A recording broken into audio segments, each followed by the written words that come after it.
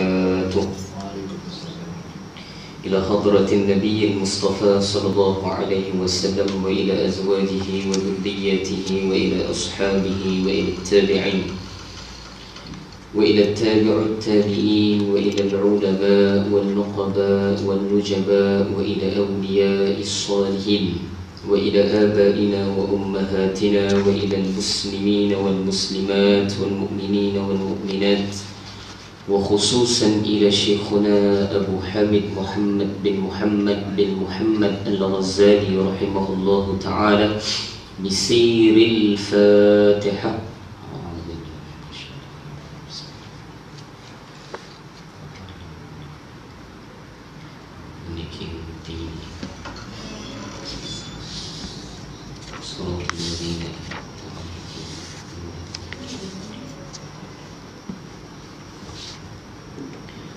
الحمد لله، إن الحمد لله نحمده ونستعينه ونستهديه ونستغفره ونؤمن به ونتوكل عليه ونعوذ بالله من شرور أنفسنا ومن سيئات أعمالنا. من يهده الله فلا مضل له ومن يضلله فلا هادي له. نشهد أن لا إله إلا الله وحده لا شريك له، ونشهد أن سيدنا ونبينا ومولانا وحبيبنا وطبيبنا وإمامنا محمدا عبده ورسوله لا نبي بعده. اللهم صل وسلم على نور الأنوار وسير الأسرار وترياك الأغيار ومفتاح باب اليسار سيدنا ومولانا محمدا المختار وآله أطهار وأصحابه الأغيار عدد نعم الله وإفضاله. فقال سبحانك لا علم لنا إلا ما علمتنا إنك أنت العليم الحكيم. فقال رب اشرح لي صدري ويسر لي أمري واحلل عقدة من لساني يفقه قولي. اللهم اغفر لنا ما قدمنا وما أخرنا وما أسررنا وما أعلنا وما أسرفنا وما أنت أعلم به منا.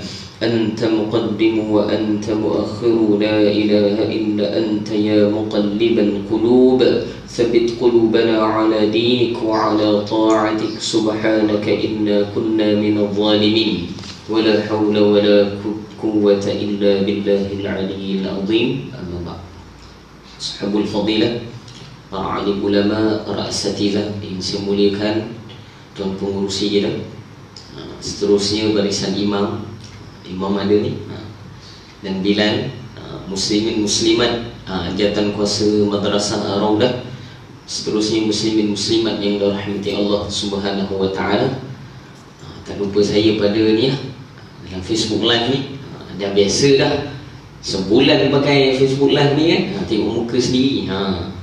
Pada mereka yang melihat dalam ataupun mendengar di dalam Facebook Live ni, semoga Allah Subhanahu wa taala memberikan keberkatan. Mungkin di kalangan yang melihat juga bonda saya, sebab dia di tempat kerja lagi. Semoga Allah taala memberikan kefahaman, Allah memilih kita dan memberi kekuatan kepada kita untuk istiqamah mengamalkan agama Allah Subhanahu wa taala. Alhamdulillah, syukur pada Allah Subhanahu wa taala. Sihat semua kan? Yalah, awal-awal ni kan, Allah taala beri lagi peluang pada kita. Ni ujian kecil je ni. Kecil je. Ustaz cakap kecil je. Ada lagi besar? Ada. Nabi sebut siap dah dulu. Sehingga para ulama mengatakan, apabila Allah Ta'ala takdirkan kiamat itu berlaku, saya pernah cerita dulu, sebelum didatangkan tanda-tanda kiamat, sekarang ni tanda-tanda kecil lah, saya tak bahas corona ni tanda, tak, saya tak cakap para ulama sebut antara tanda besar yang akan jadi apabila menghampiri kiamat, antara dia adalah matahari terbit sebelah barat, the opposite,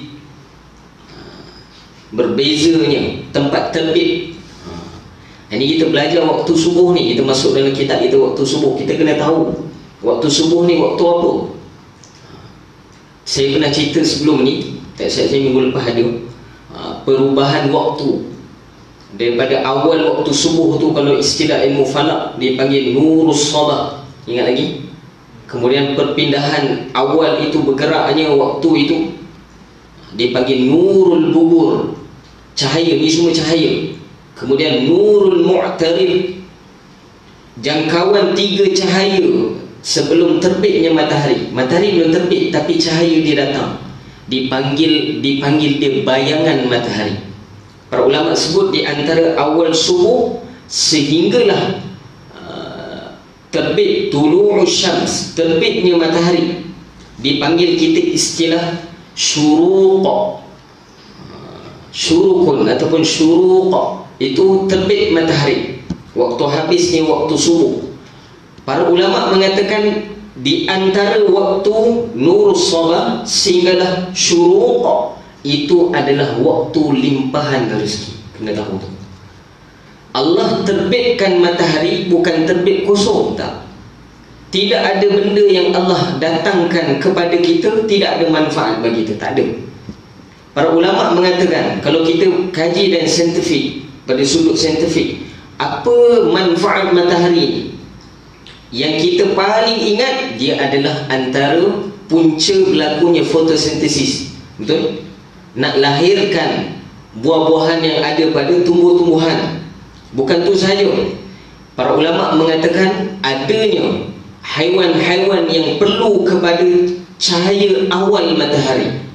Antara dia apa? Antara dia pepatung, belalang dan sebagainya. Awal-awal dia akan keluar dulu.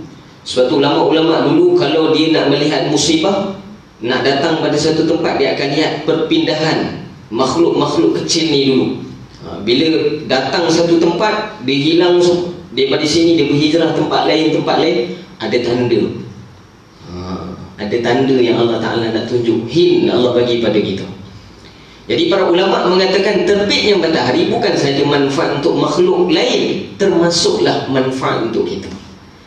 Bertaburannya mula saja syuruk, belum nampak lagi bulat matahari itu, belum nampak. Akan tapi telah terbentangnya cahaya matahari, bertebaran, kita dah mula nampak, tapi belum jelas. Para ulama kata bila datang saja cahaya matahari, bersama cahaya itu dialirkan rezeki kepada kita. Sebab tu dalam riwayat hadis Nabi sebut, janganlah kamu tidur selepas waktu subuh. Sebab apa? Selepas waktu subuh ini diagihkan rezeki kita. Jangan. Para ulama kata sehinggalah kemuncak, diagih belum bagi, baru agih. Agih bukan bagi, agih ni tengah sini. Tuan Haji Zul kita dulu nak bagi bantuan dulu, baru agih tu, ni beras, ni tepung. Saya datang malam tu, satu bekas besar tu, plastik, alhamdulillah tu buat agihan. Belum diberikan.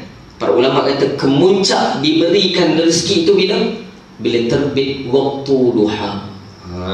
Tu kena tahu perubahan. Apabila datangnya kiamat, para ulama sebut sebelum Allah datangkan, Allah terbitkan matahari belah barat, Allah tak kejam, Allah tak terus buat, tak. Kajian para ulama mengatakan menerusi riwayat-riwayat yang lain, akan berlakunya di muka bumi ini gelap selama 3 hari. Gelap, matahari tak ada. Bagaimana ustaz, gerhana ke apa ke tak tahu, wallahu a'lam. Cuma disyarahkan begitu. Saya pun tak pernah tengok lagi kan, kita tak alami lagi, mana nak tahu. Para ulama kata sebelum terbit daripada timur tadi bertukarnya matahari. Bukan matahari tukar, pusingan bumi itu bertukar. Para ulama sebut menyebabkan terbit matahari daripada timur bertukar kepada barat. Sangat jauh perbezaan tu, 160 darjah bertukar. Sebelum nak datang matahari itu belah barat ataupun putaran itu bertukar, para ulama kata digelapkan bumi 3 hari. Dan gelapnya bumi ini selama 3 hari, ketika itu para ulama sebut masih lagi kita tidak menghiraukan. Kita kena ingat, terbit sahaja matahari belah barat, tertutupnya pintu taubat. Ustaz, pintu taubat bukan ada apa. Para ulama sebut taubat ini siapa yang tahu? Apabila waktu kembali kepada Allah, taubat ni kembali pada Allah ni berharga ataupun tidak berharga. Antara orang yang pernah alami adalah Fir'aun la'natullahi alaih. Apabila ditenggelamkan di mana? Di Laut Merah. Para ulama sebut apabila tenggelam di Laut Merah tadi, kan Nabi Musa dah belah laut, kemudian datanglah bala tentera seramai 1,200,000 orang Bani Israel.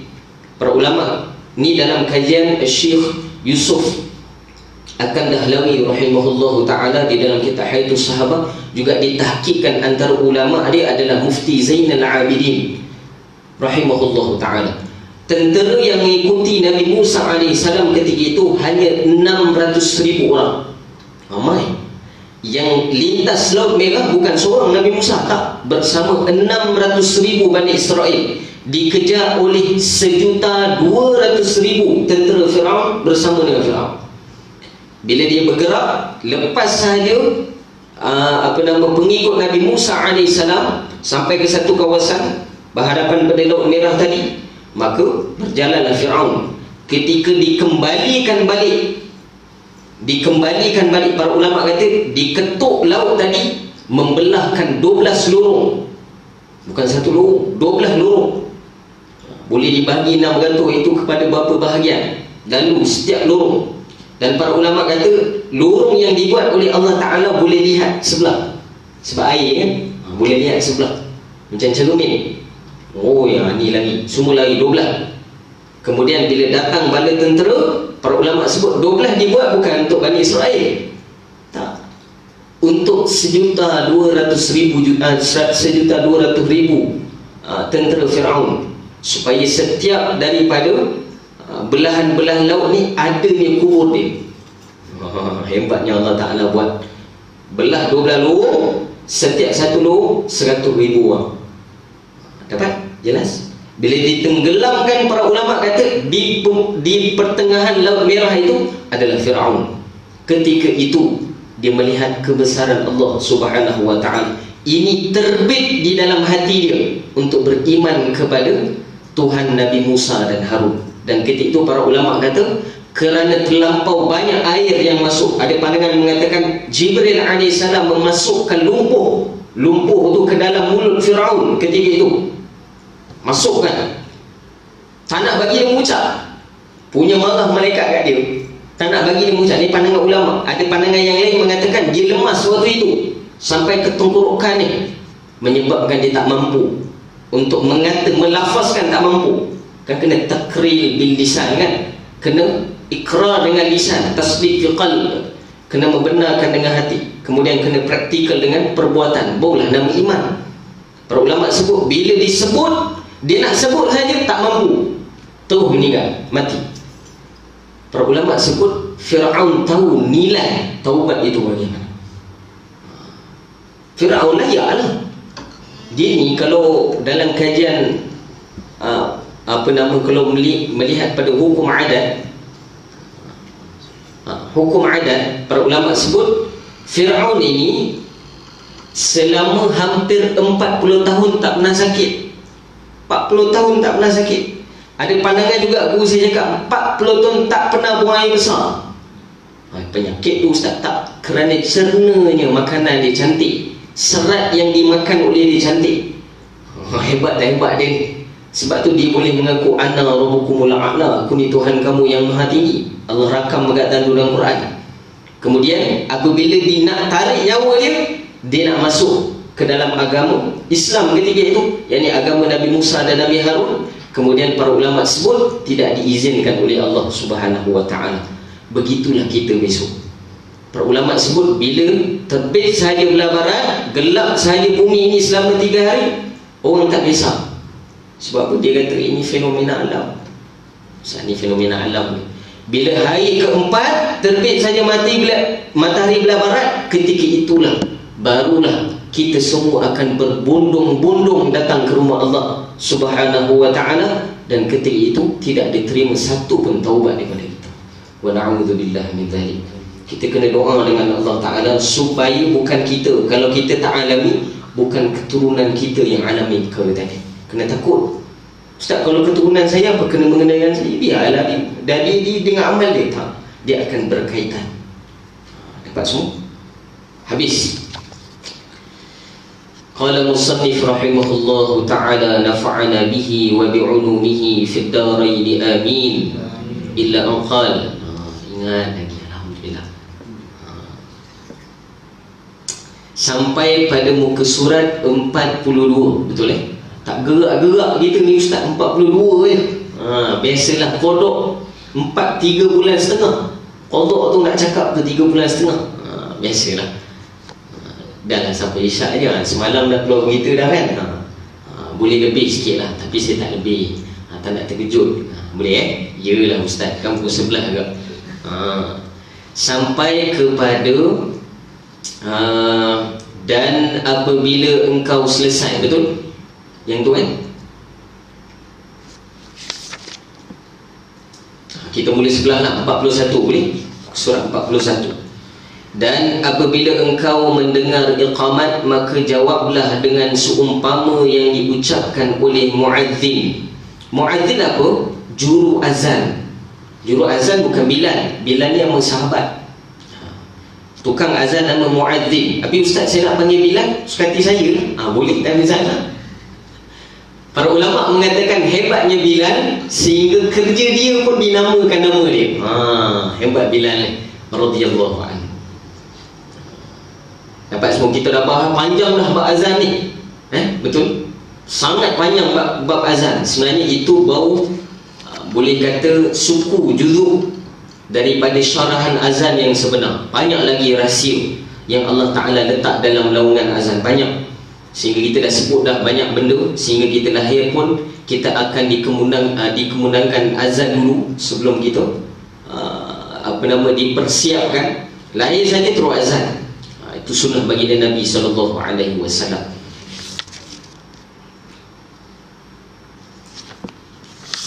Dan apabila engkau mendengar iqamat, sebelum ni azan, dan kemudian apabila kita mendengar iqamat. Iqamat ni apa?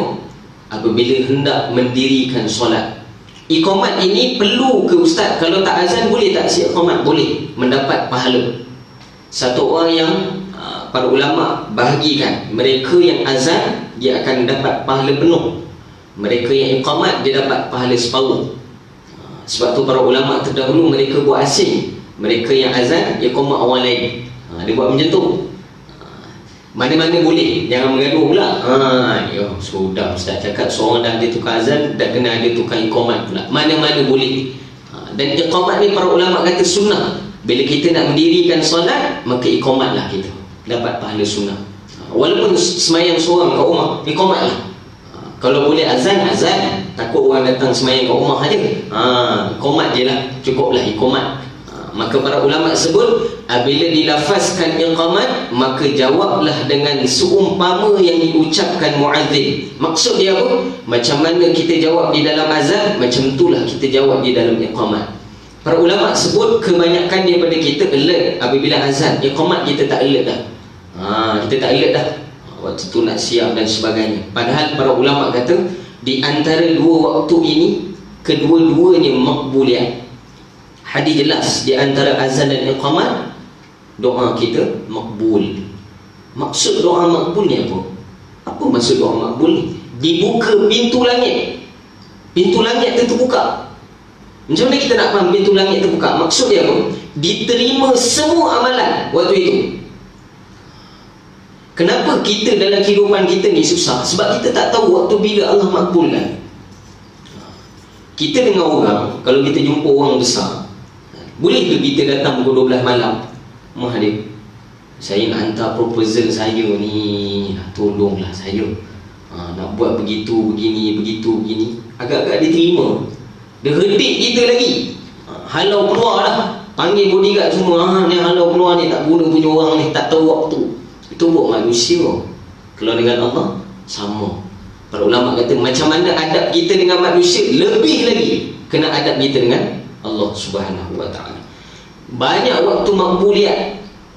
Tapi saya sangat sarankan, kalau mampu kita jagalah waktu azan dan iqamat. Sebab waktu itu sangat-sangat dimakbulkan oleh Allah. Tak percaya buat doa satu benda. Boleh ke ustaz saya try ni? Boleh. Buat. Cuba tengok macam mana. Try test tengok. Cuba try test. Tiga-tiga. Cuba try test. Buatlah. Para ulama sebut letak satu doa. Setiap daripada lepas azan aku nak doa ni. Dapat tak dapat? Tengok. Dapatlah. Kita kan macam tu. Kalau semayang hajat, dapatlah. Macam Allah Ta'ala ni macam tak boleh bagi kita pula kita. Dapat semayang hajat aku ni. Makbul juga. Padahal para ulama sebut sepatutnya yang kita kena dahulukan perkara ni lah. Sebab yang menentukan secara 90% apa yang berlaku dalam kehidupan kita adalah Allah Ta'ala. Dan sehingga para ulama mengatakan bukan 99%. Ikhtiar yang dilakukan oleh kamu hanya 1% saja. Dan ikhtiar yang kamu buat itu pun tak sempurna. Siapa boleh declare apa yang dia buat sempurna? Boleh declare. Saya kerja ustaz perfect 8 jam. Tak nganga, tak termenung, tak beri, tak tu, tak ni, tak take 5 ke tak ada. 8 jam direct. Menghadap PC je. Ada? Tak ada. Tak ada. Lemah kita ni. Sebab tu Allah letak 1% je nak kenal diri. Buk kenal diri. Lemah aku ni. Kena cari waktu makbul. Dapat? Jelas Di antara azan dan iqamat. Dan apabila kita dengar iqamat, begitulah kita jawab macam mana dalam azan, macam itulah pada iqamat. Kecuali pada perkataan qad qamatis salah. Qad qamatis salah. Kalau orang yang iqamat jangan kuatkan qad. Tu qalqalah kubra, disughra kat sini. Qad lam yalid wa lam yulad. Bukan lam yalid wa lam yulad. Apa beza awal dengan akhir tu? Tak ada beza. Qad sikit je. Qad lam yalid sikit je. Lam yalid wa lam yulad. Sorry ni sejuk kot. Dia jadi berdengung. Lam yalid wa lam yulad. Beza sughra, kubra, satu lagi besar lagi, akbar. Ataupun qalqalah kubra akbar. Di sughra, kubra, akbar. Akbar ni qalqalah akbar mana? Dalam tabbat yada. Tabbat yada abi lahab wa tabb. Kena kemam. Tabb wal 'asr. Innal insana lafi khusr. إِذَّا الَّذِينَ آمَنُوا وَعَمِلُوا الصَّالِحَاتِ وَتَوَاصَوْا بِالْحَقِّ. Pause sekejap. Haqq. Macam mana nak tahu ustaz? Huruf-huruf qalqalah yang 5 itu ada sabdu. Kalau ada sabdu ke akhir tu, itulah akbar. Kena pause. Haqq. Bukan haqq. Tak. Haqq. Tabbat yada abi lahabin wa tabb. Lambat sikit. Tabb. Dapat? Ini beza. Artinya sembahyang sudah dekat didirikan. Qad qamatis salah. Sembahyang sudah dekat didirikan. Itu tanda iqamat. Maka jawablah olehmu dengan perkataan aqamahallahu wa adamaha ma damatis samawati wal ard. Ataupun cukup aqamahallah, cukup. Ataupun aqamahallah wa adamaha pun cukup. Aqamahallah pun cukup dah. Dapat? Artinya mudah-mudahan Allah Ta'ala mendirikannya, yakni sembahyang, dengan mengekalkannya selama masih kekal lagi segala langit dan bumi. Apa maksud yang kita doa? Doa iqamat ni, qad qamatis salat ni, apa maksud dia dengan jawapan kita? Semoga Allah Ta'ala mendirikan sembahyang, Ta'ala mendirikannya, yakni sembahyang, dan mengekalkannya selama masih kekal segala langit dan bumi. Para ulama sebut ini adalah doa untuk diri kita. Selama mana kekalnya langit dan bumi ini, ya Allah, kekalkan diri aku dalam keadaan sembahyang. Kena minta. Sembahyang ni kena minta. Kena minta. Para ulama sebut antara doa yang makbul adalah doa ini. Kena doa. Dapat? Dan apabila engkau selesai menjawab azan, yakni azan subuh, dalam bab ini azan subuh dan mana-mana azan, maka baca olehmu akan doa. Kita dah bahas sebelum ni. Habis sahaja azan, maka kita akan lagi selawat. Selawat apa? Selawat Ibrahimiyah, yakni selawat dalam tahiyat. Allahumma salli ala sayyidina Muhammad wa ala ali sayyidina Muhammad kama sallaita ala sayyidina Ibrahim sampailah fil alamin innaka Hamidun Majid. Selawat ini selawat paling afdal. Kemudian selepas daripada itu barulah kita doa Allahumma rabb hadhihi da'wati tamah sampailah akhir. Cuma kalau mampu tambahkan lagi di akhir itu warzuqna syafa'atan fi yaumil qiyamah, dan rezekikan kami syafaat Rasulullah sallallahu alaihi wasallam pada hari kiamat tu kalau mampu. Kalau ingatlah, tak ingat tak apa. Tak ingat tak apa. Penting doa lepas azan tu, barulah doa hajat makbul. Dan Imam Ghazali rahimahullahu taala mengajarkan doa ini. Apa doa ni? Saya sama ikutkan saya boleh. Bismillahirrahmanirrahim. Allahumma inni as'aluka inda huduri salatik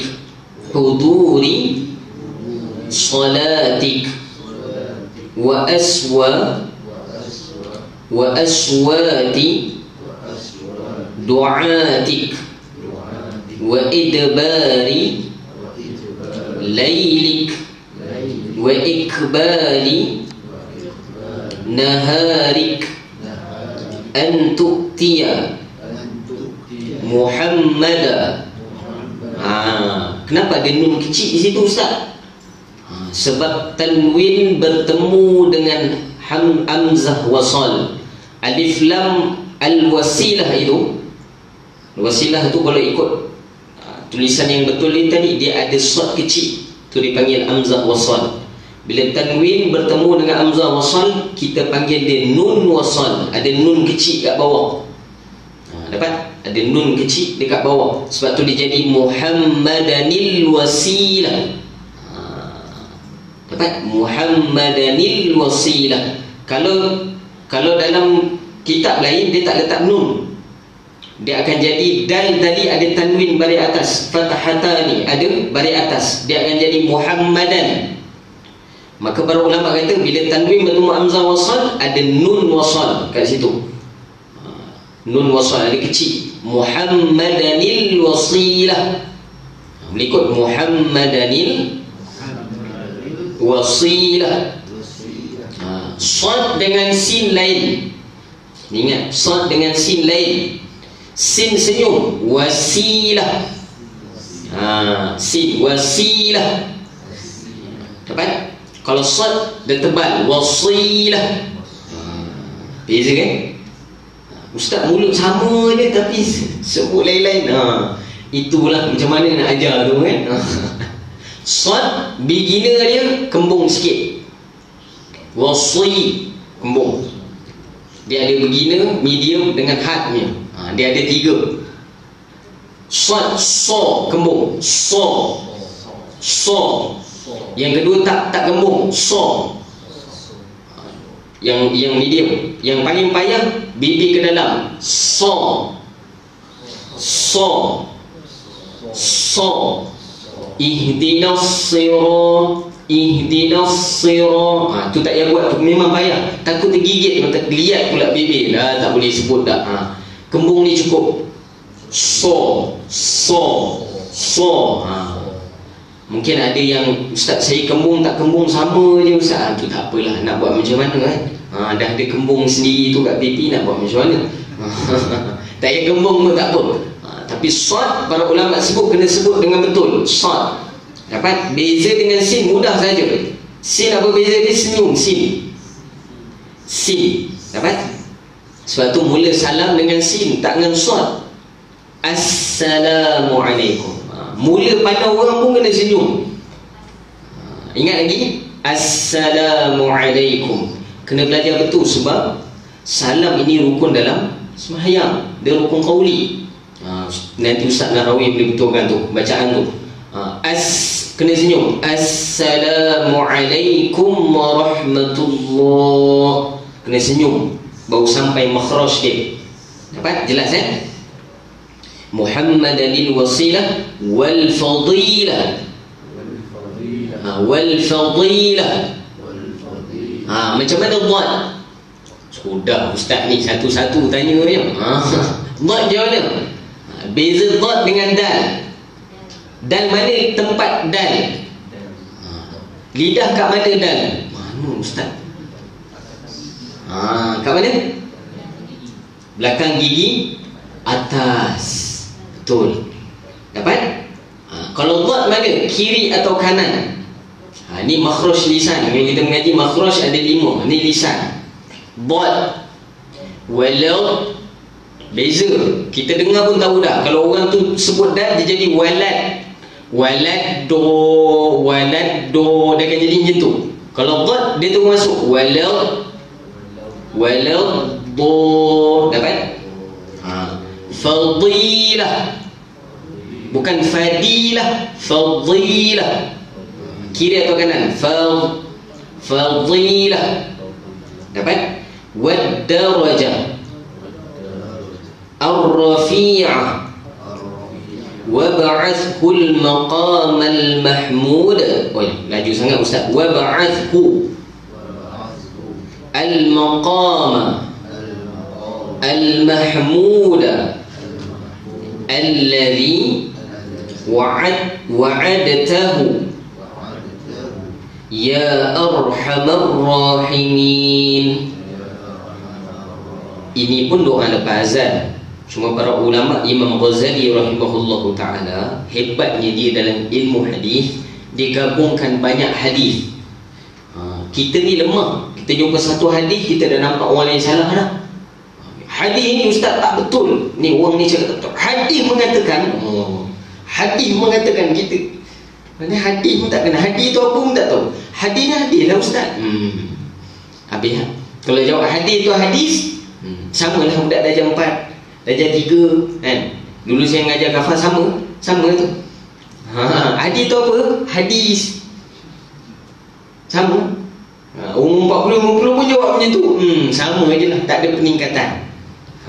Kalau dia jawab hadis tu apa? Fi qawlihi wa fi'lihi wa takrihi wa sifatihi Nabi sallallahu alaihi wasallam. Tu pun mantap. Ini boleh cerita hadis. Kadang-kadang sebab saya kena sebut ni, sebab apabila kita baca dalam kitab, kita lihat dalam hadis berbeza. Kenapa Syekh ni sebut apa doa ni macam ni, dalam hadis doa lain? Dia tak beza pun. Yang bezanya kita. Kitab tak beza. Hadis dengan kitab ulama tak beza. Yang beza kita. Kenapa beza kita? Sebab kita tak tahu. Itu beza kita dengan kitab ulama dengan hadis. Ulama ni dia tahu hadis tu, kemudian digabungkan dengan hadis yang lain. Banyak pandangan-pandangan hadis yang lain dia rangkumkan menjadi satu doa. Maka bila kita mengamalkan satu doa, kita mengamalkan beberapa hadis di dalamnya. Dapat? Kita pula sensitif. Tak boleh. Barbarism in intellectual. Demam dalam intelektual. Demam. Dengar hadis, ini tak kena ni. Saya dengar Ustaz takbir bukan macam ni. Laki dan perempuan sama takbir dia. Ni payah tu. Sebelum kata macam tu, kena tengok siapa yang keluarkan pandangan tu. Beza antara takbir laki dan perempuan, siapa yang keluarkan pandangan tu? Imam Muhammad bin Idris Asy-Syafi'i. Siapa Imam Syafi'i? 500,000 hadis dalam kepala. 500,000 hadis dalam kepala. Sebelum jumpa Imam Malik dah hafal kitab Muwatta'. Tuan-tuan tahu kitab Muwatta' tu tebal mana? Dia dah hafal dulu kitab tu sebelum jumpa Tok U. Kita jumpa Tok U baru kenal kitab. Ini kitab dia, ini nama kitab tasawuf.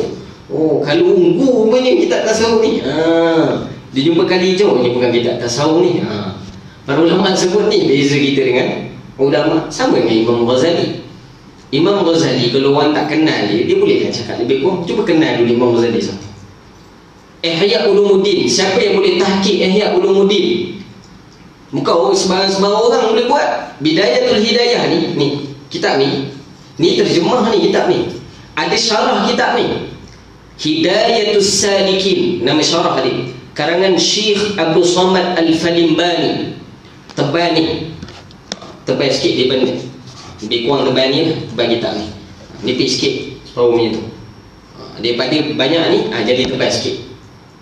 Syarah pada kitab ni.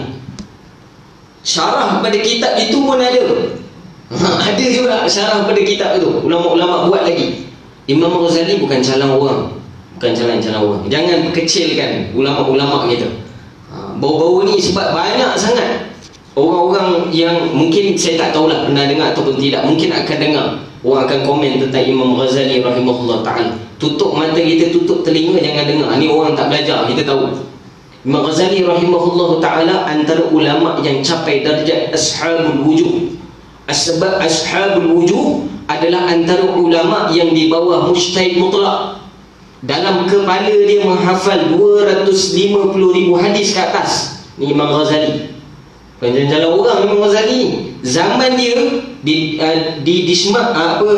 Damashki itu, para ulama kata Damsyik ketika itu dia salah seorang daripada maha guru. Dekan. Azan dah. Nak azan dulu. Di antara dekan yang berpengaruh pada zamannya. Dapat semua ni Imam Ghazali rahimahullah ta'ala. Bila dengar doa daripada dia, jangan kita kata tak ada asal. Ustaz ni bercanggah dengan dalil, bercanggah dengan asal, bercanggah dengan hadis, kan? Sebab dia jumpa dulu hadis tu pada kita. Dia meninggal 505 Hijrah, jauh dah. Kita 1441, berapa tahun dah tu? Dekat 1000 tahun dah dia dah jumpa dulu hadis. Jangan kita belagak lah kita ni. Kita akhir-akhir ni tak tahu dah. Boleh dapat Maka doa ini diamalkan oleh Imam Ghazali rahimahullah ta'ala. Kitab ini sangat baik untuk kita kalau boleh bawa hari-hari. Sebab ini panduan apa yang kita kena buat. Ada panduan untuk kita buat. Kalau tak mampu nak hafal, bacalah, buka kitab, masalah. Apalah ustaz, tak rare lah ustaz, patut hafal lah. Jangan macam tu. Tak rare lah ustaz pun tak hafal doa ni, bawa lah kitab ni. Apa salahnya, betul? Maka para ulama sebut kita amallah apa yang telah ditahqiqkan oleh para ulama. Semua kita ada pedoman besok. Besok bila ditanya mana ilmu kita ambil, kita tahu dari mana ilmu kita ambil. Kita bukan faham sendiri. Hadis tak boleh faham sendiri. Imam Syafi'i satu hadis boleh mengeluarkan fatwa. Melalui satu hadis paling banyak 300 fatwa. Satu hadis baca 300 pandangan boleh buat. Kita satu hadis baca satu pandangan pun tak tahu apa kaitan ni, apa maksud hadis ni pun kita tak tahu. Imam Syafi'i 300. Apa?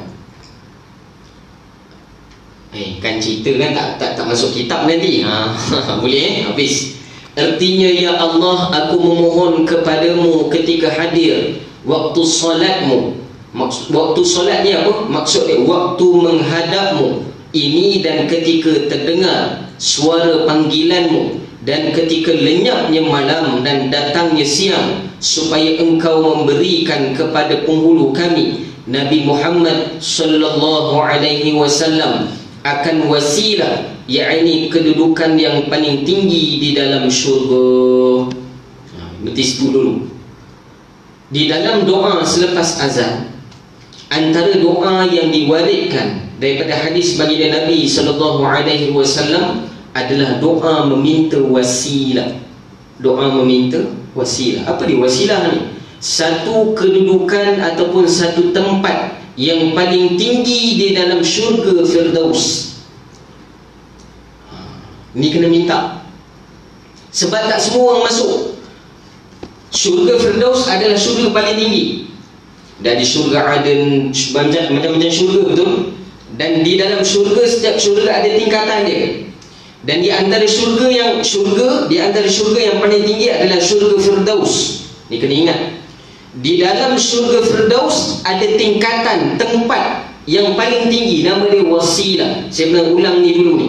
Wasilah ini adalah tempat untuk mereka yang sangat dekat dengan Allah. Pertama Rasulullah, yang kedua para sahabat, dan yang ketiga para nabi-nabi yang ada dan para awliya. Tak ada orang tahu siapa tempat dia ni dalam ni. Tapi yang kita tahu orang-orang soleh yang dekat dengan Allah, semua wasilah tempat dia. Dapat? Ingat lagi saya cerita, orang syurga atas boleh ziarah syurga bawah. Syurga bawah tak boleh ziarah syurga atas. Kena ingat tu. Kalau kita kat bawah tak boleh ziarah atas, tak boleh. Disekat oleh malaikat. Sebab apa ustaz? Ada kasta ke dalam syurga? Saya jawab balik, memang ada kasta. Sebab kita kan dulu ada kasta. Betul? Adik-beradik kita yang kurang sikit rezeki dia, yang nampak terumbang ambing hidupnya, bila datang rumah kita kan kita cepat-cepat balik lah.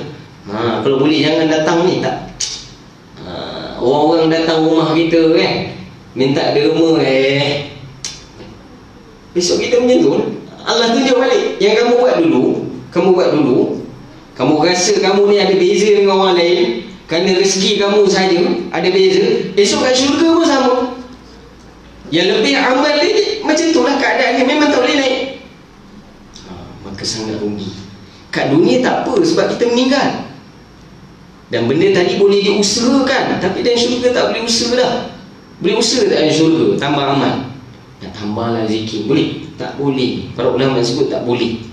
Dan di tingkatan yang paling tinggi dinamakan wasilah. Sebab itu para ulama sebut, sebab dimakbulkan doa selepas azan, antara doa yang disarankan oleh Nabi dan disunahkan oleh Nabi adalah doa minta syurga dan ditempatkan di dalam wasilah. Kena doa. Sebab tu guru saya kalau doa, Allahumma inna nas'aluka ridhaka wal jannah. Matan hadis macam tu je. Tapi kalau dia doa, dia akan tambah, Allahumma inna nas'aluka ridhaka wal jannatul firdaus fi wasilah. Ada juga doa, Allahumma inna nas'aluka ridhaka wal jannatul firdaus ma'a rasulillah. Ya Allah, masukkan aku ke dalam syurga, yakni syurga firdaus bersama dengan Rasulullah sallallahu alaihi wasallam. Dapat? Kita kena ingat, besok kita akan nampak siapa kita, mana tempat kita, kita akan tahu. Para ulama sebut tak ada jalan lain. Kita ni lemah, ambil yang paling lemah. Hafiz Quran dah, jauh dah kita ni nak baca Quran kan. Tingkatan dan syurga diukur melalui akhirnya ayat yang dibaca oleh kita. Satu pandangan. Ada pandangan yang lain, akhirnya huruf yang dibaca oleh kita. Maksud dia apa? Banyak mana huruf, banyak mana ayat yang dibaca, banyak itulah tingkatan yang Allah akan bagi. Maksud dia lebih banyak kita baca, lebih banyaklah tingkatan kita dalam syurga. Maksud dia ditinggikan kita ni. Quran pun dah lemah dah kita. Sin dengan sad pun payah ustaz. Macam mana ni ustaz? Ada satu lagi jalan. Apa dia? Banyakkan selawat kepada baginda Nabi sallallahu alaihi wasallam. Dan kita letak amalan selawat yang paling baik, amalan yang paling baik waktu bila? Selepas daripada azan. Dapat? Ya Allah, ini je amalan yang ada ya Allah. Ini je yang ada ya Allah. Kena kendali, ini je yang mampu buat. Yang lain tak mampu. Lepas maghrib dah sibuk dah 7 hari mencintai. Mencintai apa? Mencintaiku kan. Nombor 2 pula, atas permintaan ramai. Atas permintaan ramai tu diadakan kali kedua, dah kantoi dah, tak boleh turun kuliah dah. Dah berat dah semayang jemaah. Ini sahaja amalan yang aku ada ya Allah. Allah Maha menerima amalan kita. Buatlah, yang penting kita buat. Jangan tak buat, buat. Dah tahu ni buat. Dan saya juga sarankan selepas pada azan, jangan lupa untuk doakan keturunan zuriat kita. Jangan lupa. Ustaz, saya ni mana ada zuriat dah ustaz. Kalau tengok-tengok pun tak selera dah. Dia cakap, macam mana nak buat? Doakan zuriat kita ni, zuriat anak kita, cucu kita ni. Kenapa kena doa? Supaya dia ni esok doakan kita besok dalam kubur. Kita ada doa tak anak kita ni jadi taat pada perintah Allah? Ke kita doa, ya Allah anakku straight A sahaja.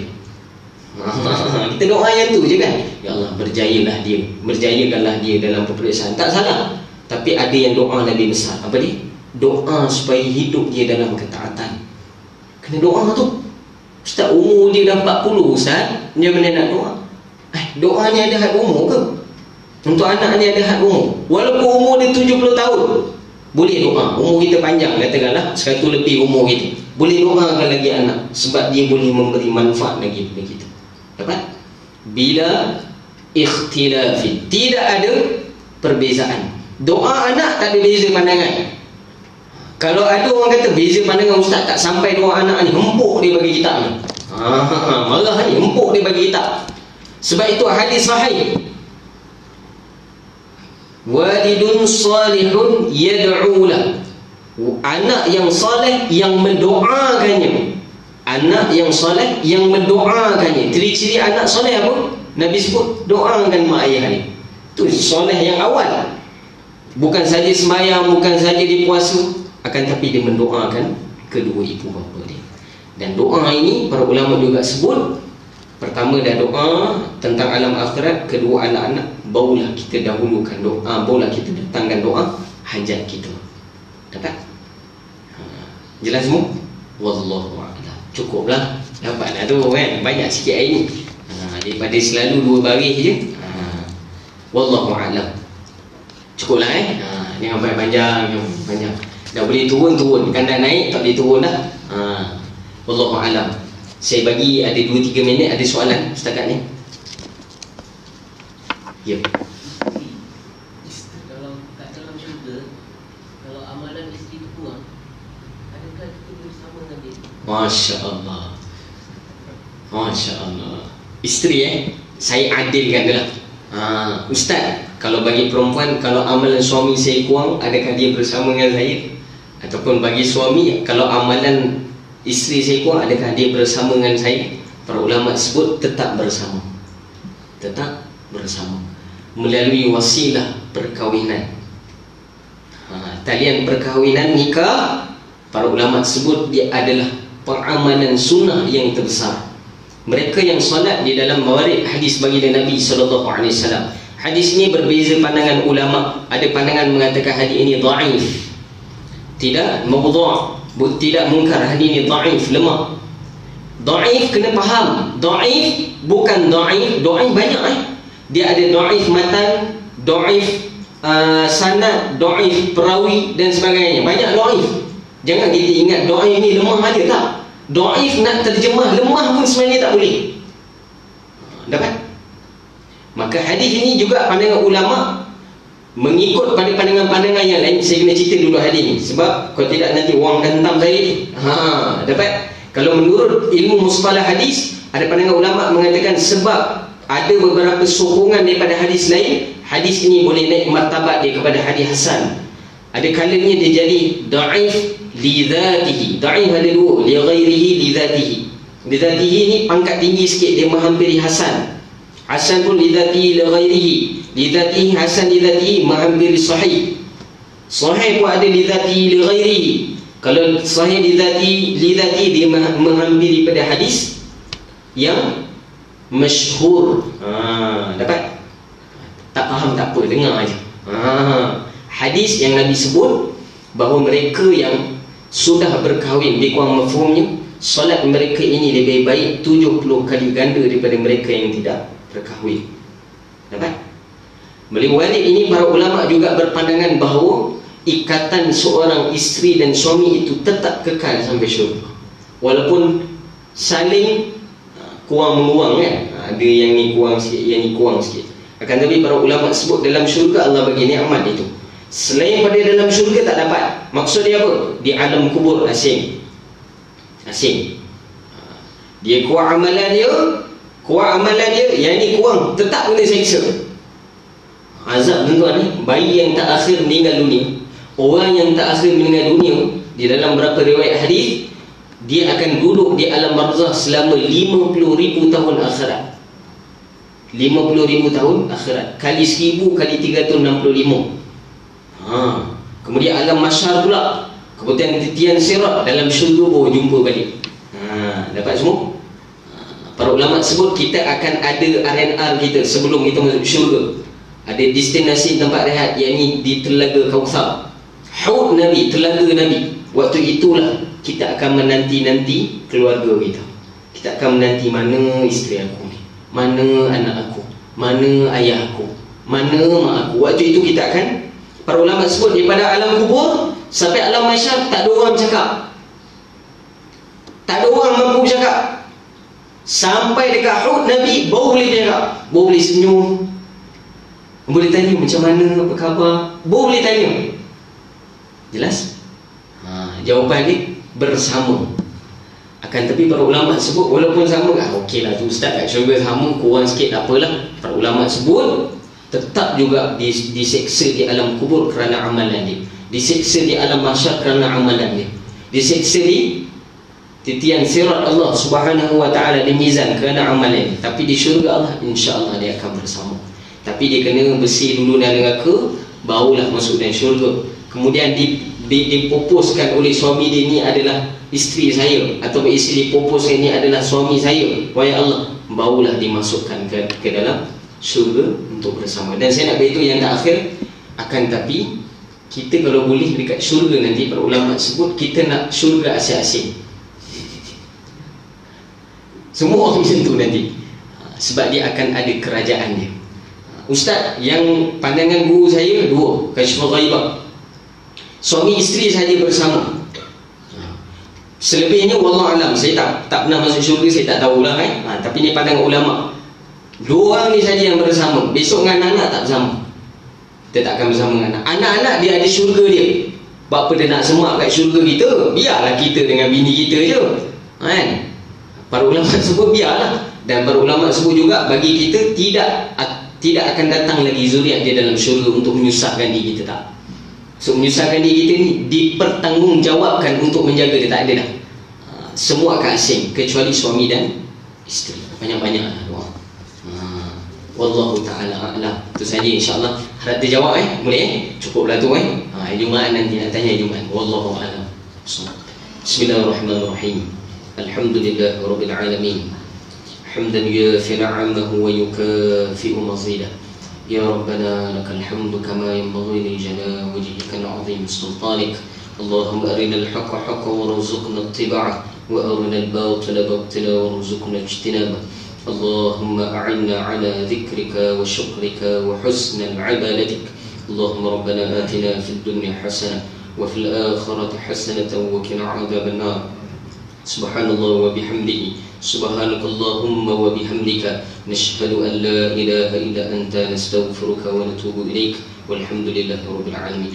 Saya terlupa lagi satu pandangan ulama, hanya yang Islam saja akan yang bersama, yang tidak Islam dia akan kekal di dalam neraka Allah Subhanahu wa taala. Wallahu a'lam bishawab. Itu saja pada saya, semoga Allah beri manfaat kepada kita. Apa yang kita dengar pada hari ini kita dapat ambil manfaat dan kita dapat amalkan, ambil iktibar dan sampai insya-Allah. Wabillahi taufiq wal hidayah. Assalamualaikum warahmatullahi taala wabarakatuh.